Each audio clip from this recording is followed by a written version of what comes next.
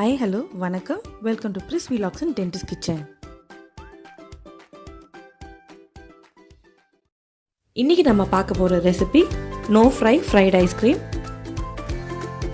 ஜென்ரலாக நம்ம fried ice cream பண்ணும்போது ஐஸ்கிரீம் மேலே ஒரு கோட்டிங் கொடுத்து அதை ஆயிலில் ஃபியூ செகண்ட்ஸ் ஃப்ரை பண்ணி எடுப்போம். பட் இந்த ரெசிபியில் நீங்கள் ஐஸ்கிரீம் எதுவும் ஃப்ரை பண்ண வேண்டியதில்லை, அதனால் இது நோ ஃப்ரை ஃப்ரைட் ஐஸ்கிரீம்னு சொல்கிறேன்.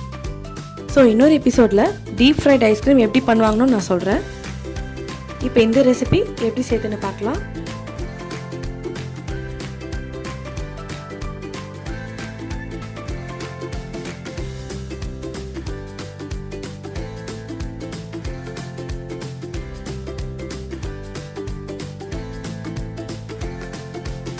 $500 ml வெனிலா ஐஸ்கிரீம் எடுத்துக்கலாம். ஒரு பட்டர் பேப்பர் எடுத்துக்கலாம். எனக்கு பட்டர் பேப்பர் கிடைக்கலங்கிறதுனால நான் ஃபாயில் யூஸ் பண்ணிக்கிறேன்.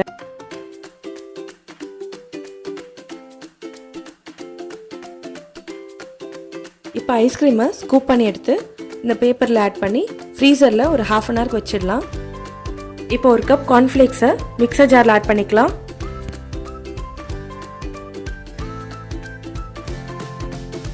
½ டேபிள் ஸ்பூன் சின்னமன் பவுடர் இதில் ஆட் பண்ணுறேன். இது வெறும் ஃப்ளேவரிங் பர்பஸ்க்காக தான். உங்களுக்கு பட்டை ஸ்மெல் பிடிக்காது அப்படின்னா நீங்கள் இதை ஸ்கிப் பண்ணிடலாம். இப்போ அதை கிரைண்ட் பண்ணி எடுத்துக்கலாம். ரொம்ப நைஸாக அரைச்சிடக்கூடாது, ஏன்னா பவுடர் ஐட்டம் நல்லா இருக்காது. இந்த மாதிரி கொரன்னு அரைச்சிக்கோங்க. இப்போ ஒரு பேனில் 2 டேபிள் ஸ்பூன் பட்டர் மெல்ட் பண்ணிக்கலாம்.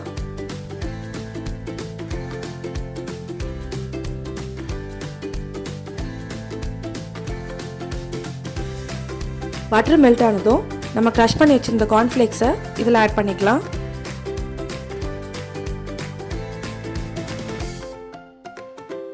ஃபைவ் மினிட்ஸ்க்கு மீடியம் ஃப்ளேமில் இதை நல்லா ரோஸ்ட் பண்ணிக்கலாம்.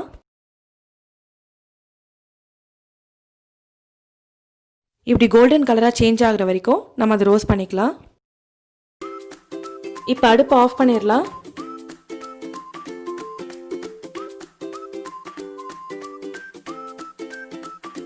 ஒன் டேபிள் ஸ்பூன் சுகர் இதில் ஆட் பண்ணிடலாம்.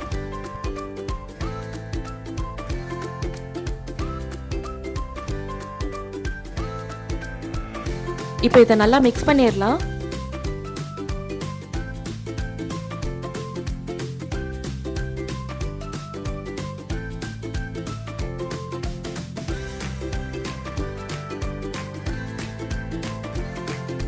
நல்லா மிக்ஸ் பண்ணிட்டு அது ஒரு பிளேட்ல ட்ரான்ஸ்ஃபர் பண்ணி வச்சிடலாம்.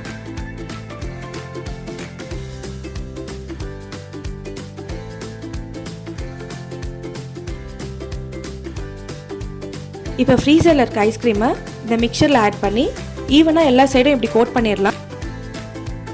இந்த மிக்சர் சூடாக இருக்கும் போதே நம்ம அந்த கோட்டிங் முடித்து சர்வ் பண்ணிடலாம். அப்போ தான் மேலே இருக்க லேயர் கொஞ்சம் ஹாட்டாக இருக்கும். அவ்வளோதான், நம்ம நோ ஃப்ரை ஃப்ரைட் ஐஸ்கிரீம் இப்போ ரெடி. மேலே கொஞ்சம் சாக்லேட் சாஸ் ஆட் பண்ணி சர்வ் பண்ணிக்கலாம். இது ரொம்ப ஈஸியான மெத்தட். டீப் ஃப்ரைட் ஐஸ்கிரீம் எப்படி பண்ணுறதுன்னு இன்னொரு எபிசோடில் உங்களுக்கு சொல்கிறேன்.